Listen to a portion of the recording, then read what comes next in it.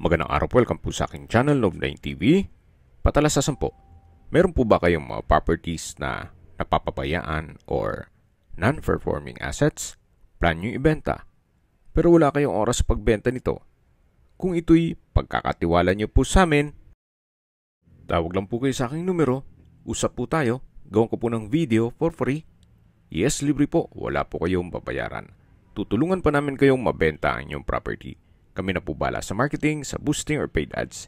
Even sa tripping, hindi na po kayo mapapagod sa pag-entertain ng mga buyers. Kami na po bala sa lahat. Tawag lang po kayo.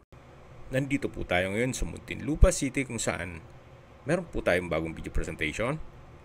Isang house and lot na may swimming pool. Ito po yung corner lot at may lot area na 809 square meters at ang floor area ay 810 square meters. More or less. Tungkol naman sa dokumento nito, ito po'y titulado, buhay po ang may-ari, kaya wala po kayong maging problema sa documentation o sa transfer ng title. Napakaganda po ng lokasyon, malapit po sa lahat ng business establishments.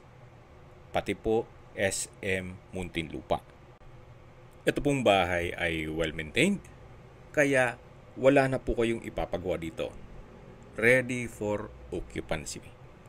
Once na ma-acquire nyo itong property, anytime, pwede nyo na pong lipatan kaagad.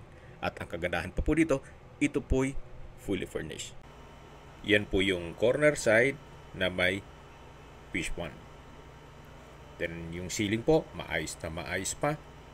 At dito naman yung covered carport. Nakakasya ang dalawang sakyan. Dito naman sa labas ay kasya pa isang sakyan. Bali, 3 sakyan po ang kasya dito sa loob. Nakabakod na rin po buong property. Then dito po sa taas ng garahe ay meron pong kwarto. Mamaya po, aakyat tayo dyan. Ito po yung tinutukoy ko na covered car garage na kakasya ang dalawang sasakyan. Then may glass block sa dulo. Naka-tiled flooring na rin po. Dito naman ay may hangout area o covered lanai. Meron din pong rattan sala set, then center table. May access door papunta sa kitchen. Yan po yung tinutukoy ko na pintuan. At dito naman ay meron pong hagdan papunta sa balkonahe. Nandito na po tayo sa area ng swimming pool. Naka-tiled flooring po. Then may side garden. Sa dulo po ay may shower area. Dito naman yung covered lanai. May mga garden set. Napakalawak po ng area. Then sa dulo ay may breakfast table. Ito pong swimming pool, ang adult ay 6.9 feet. Yung lalim. Then dito naman sa children's pool ay 3 to 4 feet. Ang pump at filtration po ay working. Wala lang tubig ngayon, gawa ng wala naman pong gumagamit. So yan po yung adult at kiddie pool. Then yung sa dulo naman ay yung back view ng bahay. Mapapansin nyo po, sa bubong ay may mga solar panel. So, pwede pong gamitin yung mga low wattage na appliances, gaya ng ref, electric fan, kettle water heater, washing machine, at iba pa. So, dito po sa likod ko, mamaya ikutan natin yan, meron din pong mga fruit-bearing trees, gaya ng lansones, Indian mango, Kiat orange, at rambutan. Then dun po sa harapan na may fish pond, meron din pong kingfish tilapia at native tilapia. So balik po ulit tayo dito sa may hangout area. At yan po yung access door papunta sa kusina. May aluminum screen door. Yan po yung garahe. At dun po tayo papasok sa main door. Dalawa po pala ang entry at exit points nitong property. So ito po yung main gate. Yan yung pedestrian gate. Then dun sa dulo ng swimming pool ay meron pong secondary gate. Yan po yung tinutukoy ko na fish pond. Mamaya po, pag pasok natin sa loob, dun po sa hangout area, makikita nyo yung mga isda. Yan po yung sliding glass window sa may living area. Okay, lipat na po tayo dito sa may main door para check natin yung loob ng bahay. Ito po yung naka-solid wood door. Welcome po dito sa bahay ni Ma'am at Sir. Napakaganda po, napakalinis at napaka-adiwalas. Lahat mong kagamitan na makikita nyo ay kasama po yan. Pera sa personal staff ni owner. Ito pong living area ay may dalawang customized glass windows. Then may curtains, may sofa, center table, console table, vanity mirror. At dito naman po yung dining area. Dito po tayo pumasok kanina sa main door. Meron pong glass blocks na nag-serve as natural sunlight. At balik po ulit tayo dito sa dining area. Meron na rin pong 8-seater dining set. At yan po yung open below. Dito po sa dining area, meron pong customized glass window. Sa likod niyan ay yung harapan ng main gate. Ang flooring po ay premium tiles ang ginamit. Kahit sang anggulo po ng bahay, makikita nyo, napakalinis. Ganun po sila mag-maintain ng bahay. Then dito naman po ay may bar counter at 4 na high chair. May ceiling mounted na glass holder. At dito naman po yung formal kitchen. May wall-mounted kitchen cabinets, kitchen countertop, stainless sink with faucet. Then sa baba po ay may kitchen drawer at storage ng kitchen utensils. Dito naman po yung breakfast table. At sa dulo yung dirty kitchen.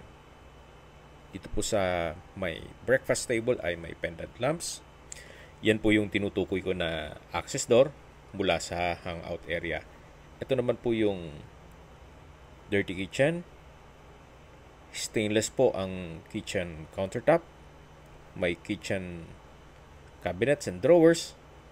So, pamatagalan na po yan. Talagang ginastusan po nila. Meron pong range hood, gas range, customized kitchen windows. At yan po yung tinutukoy ko kanina na access door. At balik po ulit tayo dito sa may formal kitchen.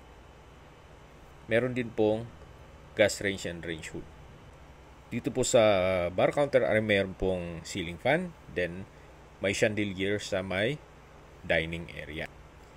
Bago po tayo pumanik dun sa hagdan, check po muna natin dito sa may powder room. Ito po yung naka-solid wood door. Check po natin. Meron pong hand wash basin, stainless faucet, water closet with bidet, at ito'y naka-tile bathroom wall. Then meron din pong bathroom window at high ceiling. Then may decorative flower base na rin po siya. At tissue holder. So yan po yung powder room.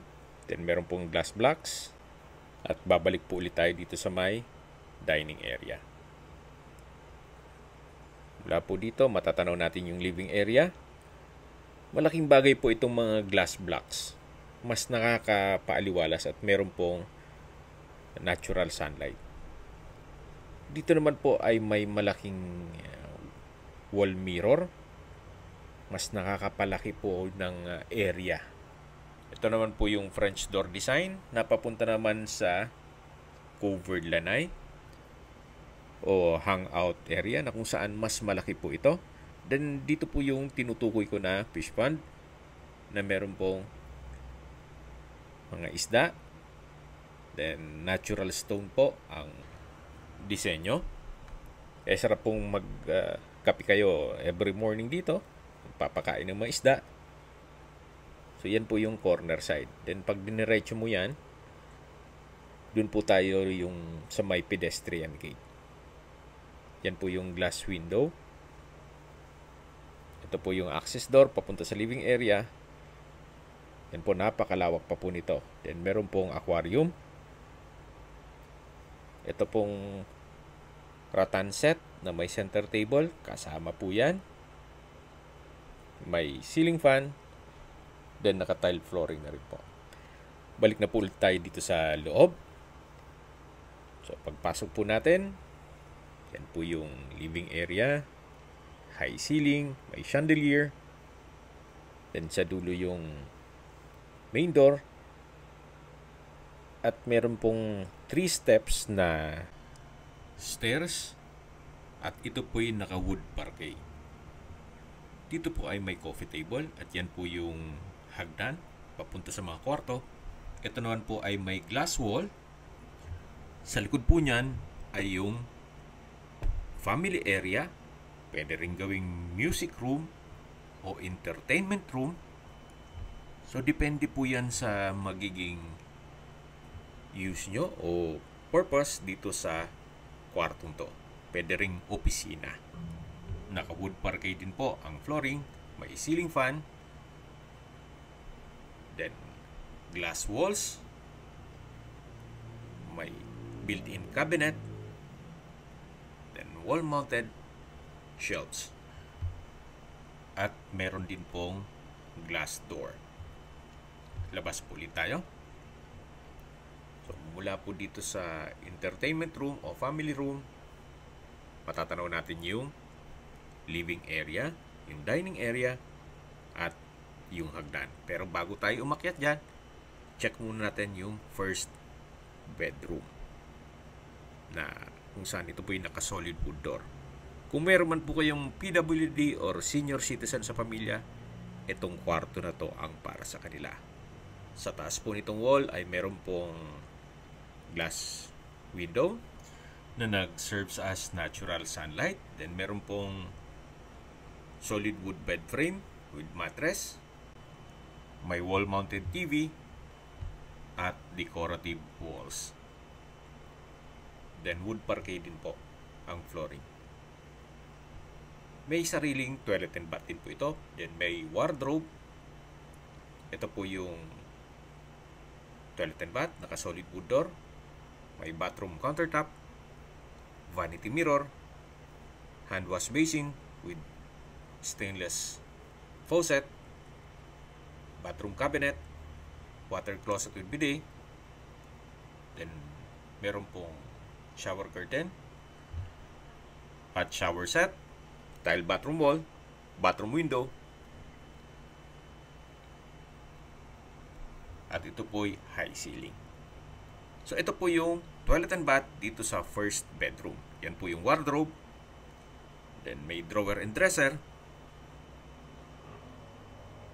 At malaki naman po ang espasyo nito. Labas na po tayo dito sa first bedroom. Akyat na po tayo dito sa hagdan. At ito po yung naka wood parquet na staircase, naka wooden handrail at railing. Kung sakali man po na mas gusto ng ating kapamilya na senior or PWD, dito sa second floor, meron na pong small home elevator na nagkakahalaga yan ng mga 300 to 500,000 pesos. So, depende po sa magiging design. Then, pag akyat po natin dito sa second floor, meron pong mga bookshelves, glass blocks, then ito po yung open below. Meron din po palang split type aircon dito sa living area. So, dyan po tayo makyat. Doon po yung family area at ito po yung stairs. Yan po yung bookshelves o wall-mounted bookshelves. Then, ito po yung pangalawang kwarto na naka-solid wood door. Malaki din po ang espasyo. May ceiling fan. May glass window. Then itong glass blocks, napaka-importante po nitong glass blocks. Nag-serves as natural sunlight. Then mapapansin nyo po, napakadinis kahit sang angulo nitong bahay. Napakaganda. Then meron din pong wardrobe. At sa taas po meron din glass blocks. Ito naman po yung pangalawang pintuan dito sa first bedroom. Access door ito papunta dito sa may balkonahe. Then dito naman po yung another hagdan papunta sa hallway at ibang kwarto. So ito po yung pangalawang kwarto. Tunghayin nyo po. May bed frame and mattress, ceiling fan, electric fan, then meron pong split type aircon. So napakalinis po. Lalabas na po tayo dito. Then another stairs din po na naka wood parquet na staircase. So ito po yung hallway na kung saan pinakita ko sa inyo kanina mula dun sa pangalawang pintuan. At dito naman po yung papunta sa kabilang kwarto. At dyan po yung open below. So check natin itong pangatlong kwarto. Naka-solid wood door. Napakalaki ng espasyo. May mga glass windows. 4 po yan. Then, premium tiles din po ang ginamit dito sa flooring. May bed frame and mattress. May side table, drawer and dresser. At may sariling toilet and bath. Check po natin. So, napakalaki po ng espasyo. May enclosed glass walls and doors. Yan po yung walk-in closet. At pasok po tayo dito. Meron pong jacuzzi, kitchen window, from floor to ceiling po ang tile bathroom wall. May water closet with bidet, wall-mounted shelves, tissue holder, at dito naman po yung shower enclosure. Ito po yung hand wash basin with vanity mirror. Dito naman po yung shower enclosure cubicle cabin, cubicle with body jets o hydro massage with 6 adjustable body jets, then multifunction shower heads at safety glass doors. Okay, labas na po tayo. Ito po yung toilet and bath dito sa master's bedroom. Meron din pong 2-seater coffee table, may window type aircon at wall mounted TV. Ito po yung access door na papunta dito sa balkonahe o terrace. Meron pong aluminum screen door. At paglabas po natin dito, matatanaw nyo ang inyong mga magiging kapitbahay. So, yan po'y parte lang. Dito po ang pinakamalaking part ng balkonahe o terrace ng master's bedroom. So, dito naman po yung kabilang side ng street. Bali, 1, 2, 3, tatlong streets po ang covered nitong property. Ulitin ko po. Ang lot area po nito ay 809 square meters. Ganun po siya kalaki. Okay, balik po ulit tayo dito sa master's bedroom. May bedside table, lampshade.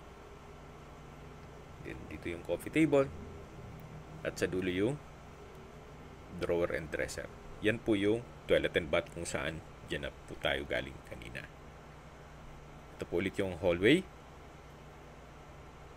Then, yan po yung hagdan.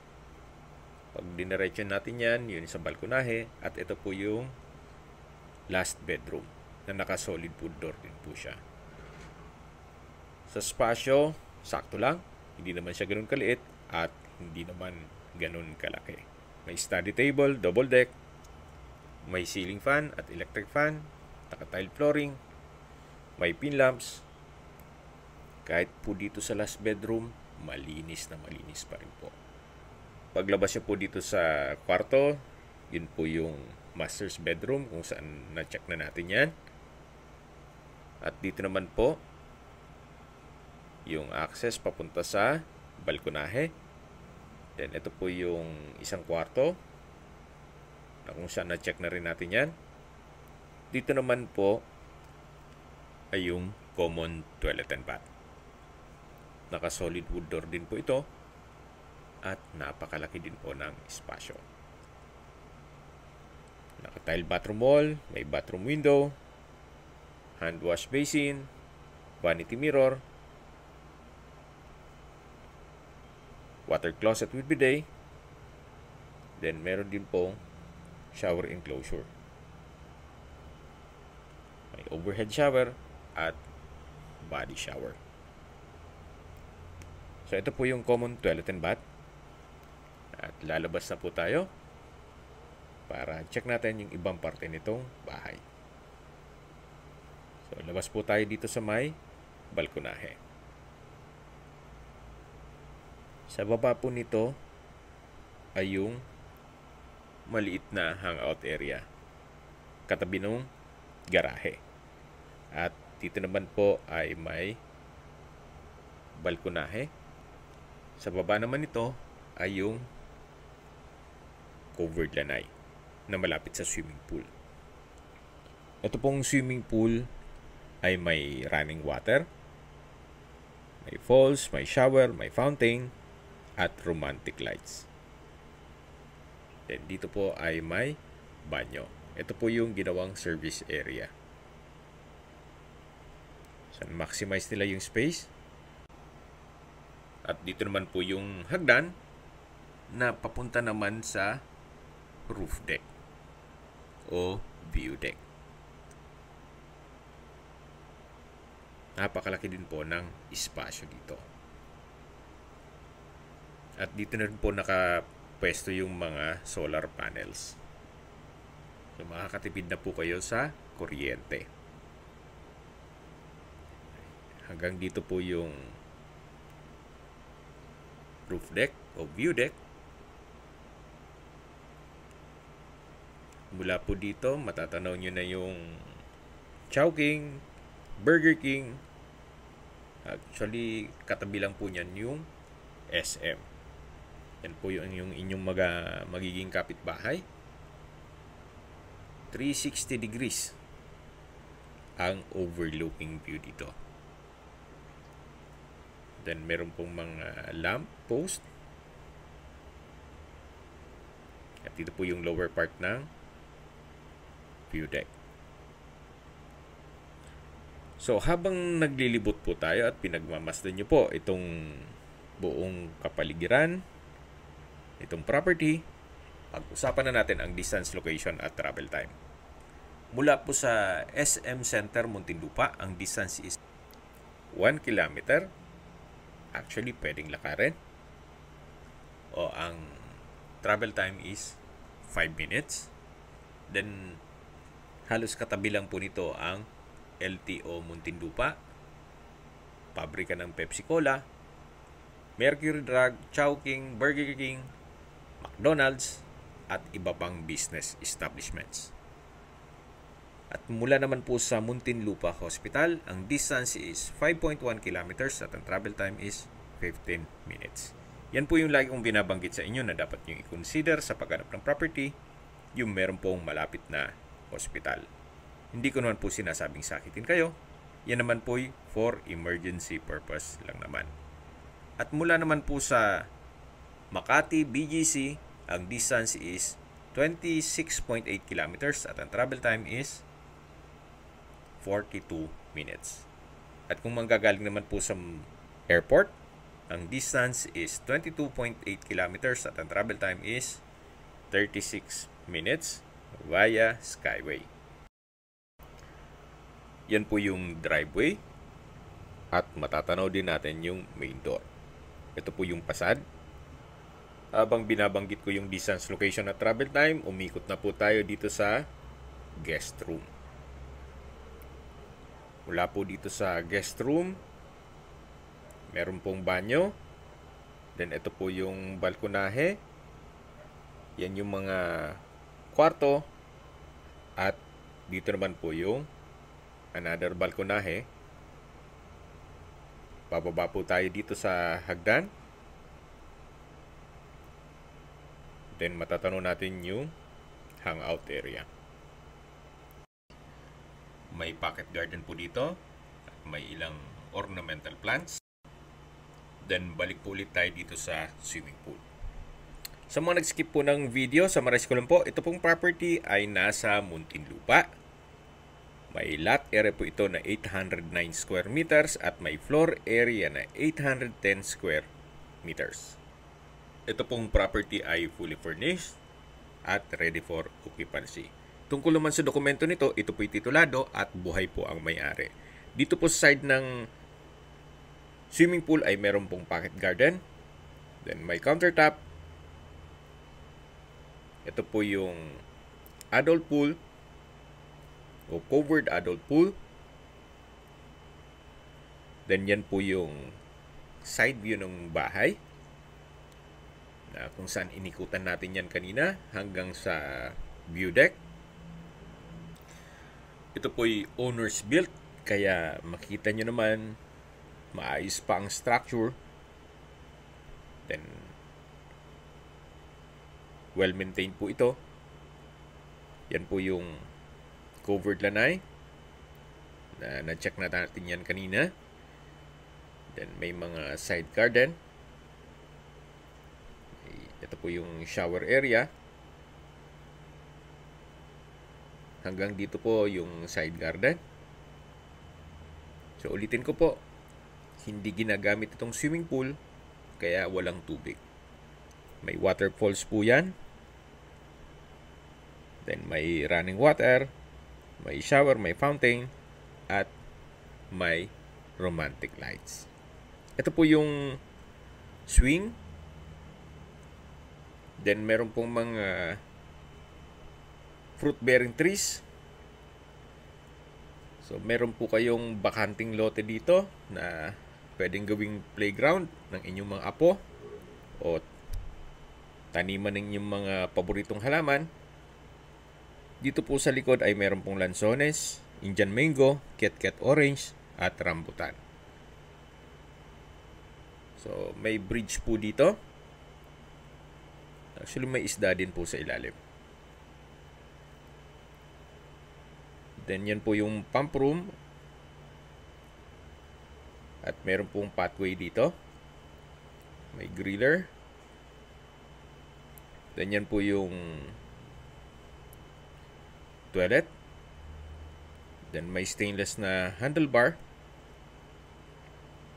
At pagbaba naman dito ay meron pong pedestrian gate na isa po yan sa exit points na tinutukoy ko po sa inyo kanina. So ibang street naman po yan. Yan po yung running water. Hindi ko lang alam kung meron pong isda pa dito. Check po natin dito sa labas. Yung kabilang street naman po ito. So, naikutan na po natin lahat at na-check nyo na yung buong bahay. Pag-usapan na natin ang presyo nito. Binebenta po ito ni owner sa halagang 26 million pesos. Para sa akin, fair deal na rin. Gawa ng napakalaki po ng lot area. 809. At hindi pa po doon, napakalapit lang sa Manila. So kung skyway po ang daan ninyo papunta ng Manila, kaya po isang oras. So isa na po ito sa property na kung hanap nyo po ay dilipatan kaagad at kumpleto na ang gamit. Kung pasok naman sa inyong budget, pwede nyo nang i-consider po ito. Yan naman po ay opinion ko lang naman. Depende pa rin yan sa inyong assessment. Pero para sa akin, sa ganito kalaking bahay, fully furnished, may solar power pa, walking distance sa mga business establishments, pag-isipan nyo po. Okay? Kung may mga katanungan po kayo, tawag lang po kayo sa aking numero. At sa mga kababayan naman natin na sa ibang bansa, meron po akong Telegram. Sa mga iPhone user naman, may iMessage. Meron din pong Imo, Skype, Viber at WhatsApp. Same number lang po, 0917-316-3399. Sa mga nagtatanong naman po ng aming Facebook, meron po aming Facebook page na Nov9TV at Facebook Real Video. Meron din pong TikTok at Instagram. May ibang YouTube channel po kami, the Nov9TV channel, Nov9TV Listings, Nov9TV On The Spot, Nov9TV Updates, at Nov9TV House Rental. Sana po naibigyan nyo ang video presentation. Paki-like and subscribe na lang po sa aking channel para ma-update din po kayo sa aking future listings. Kung sakali po hanap nyo yung mas malaking sukat ng lupa, meron din po kami ibang listings na pwede nyong pagpilian. Huwag po kayong mag-atubiling tumawag sa amin. Then, let us know your budget para malaman namin kung anong property pwede naming ilog sa inyo. Sa lahat pong viewers, subscriber at nagtiwala po sa amin, salamat po sa suporta. Ingat po kayo lagi at yung pamilya. Maraming salamat po.